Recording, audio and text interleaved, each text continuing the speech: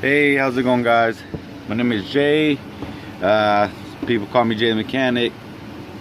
I'm 26, got 6 kids. As you can see, I have some videos on my channel. Started doing work on old schools and all sorts of cars about 6 years ago or so.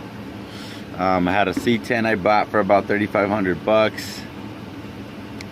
The guy who sold it to me, the transmission wasn't, I don't think, in the best condition, so motor ended up blowing a piston, and truck sat for about a month or two. I was gonna just split way with it, and I decided to just get on YouTube, man, start learning.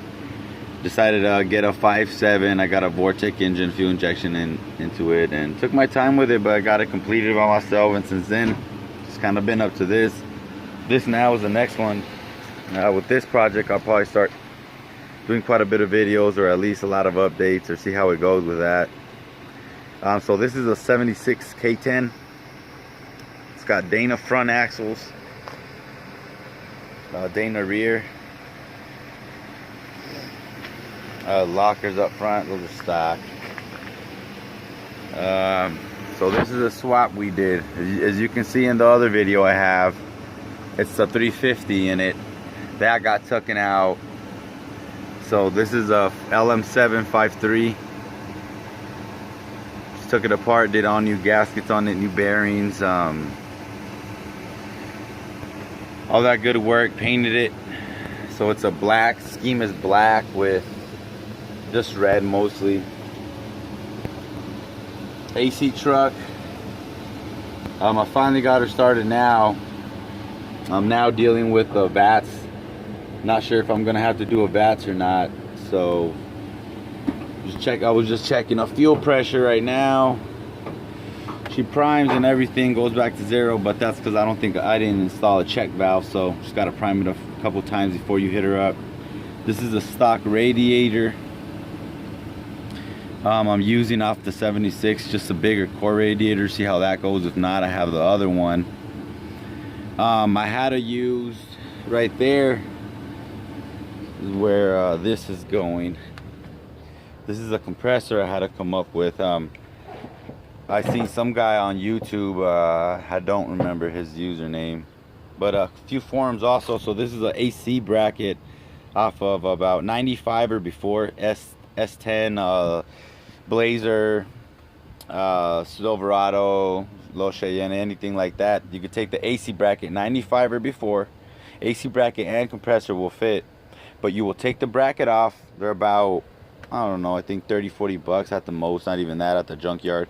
And it'll come with an elongated piece coming off like this, so you'll grab a grinder, sawzall, cut it, make it look kind of good. So that'll be your setup, so you can run a compressor on a LS swap on a K10 seat 10 project, because the frame on these trucks won't clear the compressor down there below those heater holes. It'll hit right there on that frame right there to the left. It'll hit. So you have to move the compressor up here. And even if you did decide to leave it down there, which sometimes you can notch the frame, you're gonna be for a world of hurt when you want to swap out that AC compressor, because it doesn't work. Now you have to unbolt motor mount, take this off, lift the engine up a bit, and you know, just kind of a little bit of waste of time, on my opinion. But here she is. I was going to do a 4060E. That's what I had in this donor truck right here, but I did not. That transmission was toast, so I just sold it as a core to somebody to rebuild. I wasn't ready to get into a rebuild yet, and I just stuck with the original that was in here. Did a rebuild on it, which is see, this is a stock. It's a stock SM 465 4x4 grinding gear transmission, 4-speed, with a NM 205 transfer case. Good old 205 and SM 45, man. You can never go wrong with those. Things will take, man, 1,000, 1,500 horsepower. You could throw at them stock, they won't break. Do that with the 4060E, 4080, even an MP 246 transfer case, anything out of a Tahoe Suburban.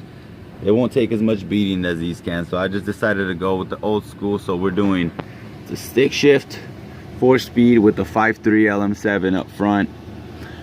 Engine had about 155 on it. I mean, you know, did a complete rebuild basically, besides any machine work to it. Didn't need it. This is the inside of it right here.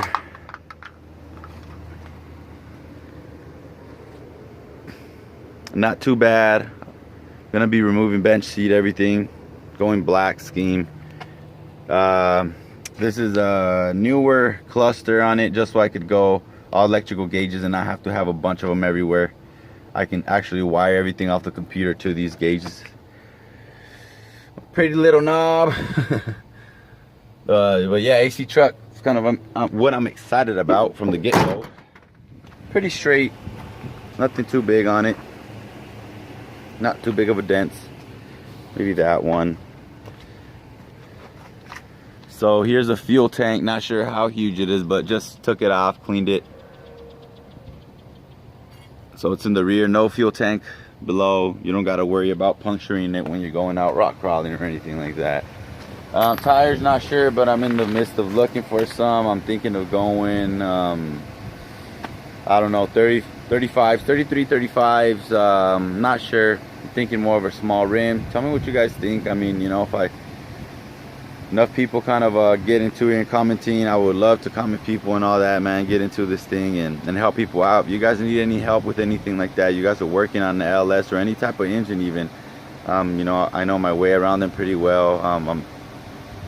Yeah, you know, I'm willing to help, want to help people out. That's just how I am, man. I got 6 kids. I'm a real big helper in life, and that's just kind of what I love doing. So you guys need any help, any questions on electrical, you know, where to even start, because it's a very simple process. People want to break their heads. It's too much of a simple process. If I can do it, anybody can. YouTube's there to help. Forums, YouTube and forums, Google and forums on Google will be your best friend. So I can help anybody that having issues, that wants to get into it. You know, I mean, to tell you the truth, when I got into this project, just real quick, when I got into this project, it was this Suburban right here. It's a Suburban Z71. I mean, the truck was, I drove the truck over here, so that'll tell you a lot. It was complete. I mean, complete. Everything was in there. Nothing's in there on the inside now. And this K10, I got it with that 350 I was talking about. I didn't drive it over here, but I hauled it over here. But it ran. I mean, the engine ran good and everything. Besides doing a little tune-up, she ran great. So when I got into this project, I was gonna do, you know, just like most people do. You go and you find a shell, you find your engine and transmission out somewhere else. And you know, most people typically, I like to spend about, I don't know, 1,000, 500. Sometimes you'll get away with spending 500 on a shell, just a body. 500 to 1,500 is what I like to spend for a shell. 1,000 is where I'm most comfortable at, because there's too many of them out there, just a shell. So that's what I was trying to do, find a shell for a K10 and just try to find, you know, something like this. This had a lean on it, so that's why the guy let it go for so cheap. But anyways, long story short, you know, I was gonna go and spend buy a truck like this for about 1,500 bucks. I was just gonna not buy a donor truck. I was just gonna buy a 5.3 with a 4L60E. Those go about, on Craigslist and OfferUp where I'm from, they go about 1,500 bucks, give or take. So I was gonna buy that, be 1,500 bucks out with just engine, transmission sitting right here, right? And now I have 1,500 bucks, about 1,000, which I spent into the truck, so I'm in about 2,500. So, you know, about 2,500 versus this plan I didn't come out with, just kind of came out of the blue. If you actually find yourself a donor truck, about 1,000 to 1,500 with the engine and transmission, not even, you know, you might not need the engine transmission. Point is, you would like to have them in there because they're sellable. Okay, so I got that for 1,000 right there, running everything. Okay, so I sold engine 350. I sold it for 400. So at that point, I was 600 out on this one now.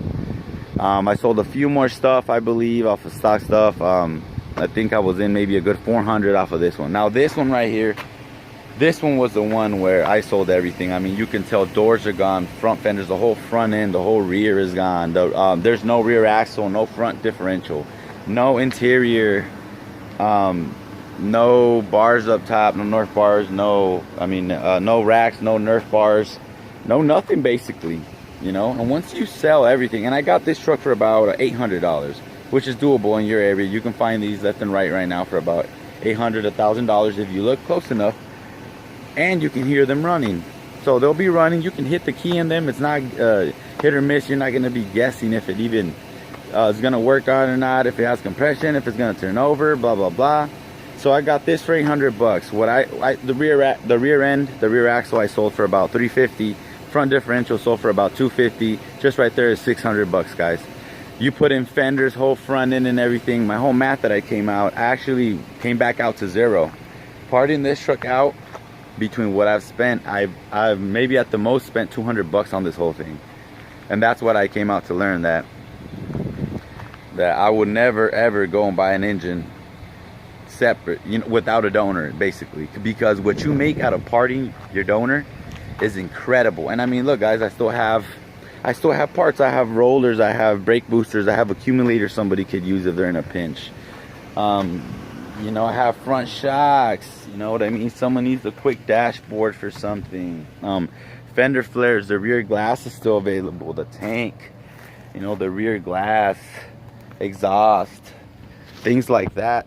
You eventually, trust me, people will hit you up even for the most minuscule stuff. So that was just sorry to rant, but just a quick little info on people trying to get into LS swaps.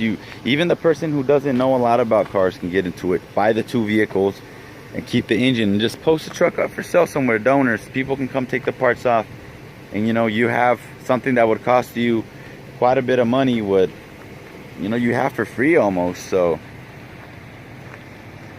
you know, it's a good way to get into these projects. You just got to take your time with them. That's what I've learned. I mean, I've got Novas, 73 Nova one time for $1,000, and all I did was a carburetor rebuild and little shock work and whatnot. But I mean, just goes to tell you, you can find good old schools or good anything if you just look around your area. But anyways, you know, this channel is just going to be solely based off of swaps, anything done engine. I work on these a lot, you know, anything LS, I kind of love them. I actually have a 6.0 up in my house I just bought, $120 off of offer up a few days ago. So I'm in the midst of that. Heads are off. Guy said he had no compression, so that's all he knows about it. So we'll get into that to the next video. I'll make a video about that. You know, see if people are interested about it. If people are, great, man. I'll be making way more videos. You guys want to hear anything like that, let me know. Again, this is the 76 Chevy K10 project, from a 350 to an LM753, and she'll be running. I'll post a video maybe on later on today. I just got her on running yesterday, maybe figure out all the bugs. So yeah guys, all right, comment, subscribe. If you guys can subscribe, that would be awesome. Show some support. I can subscribe back, you know, show some love and try to grow from here. At the end of the day, you know, even if you don't have issues maybe with this truck or this engine, if you need some help with any, you know, you're having some issues with your car, shoot me a little comment or something. Most of the time I can, you know, figure what it might be if you tell me exactly what your symptoms are. But okay, I'm Jay, and all right guys, peace and love.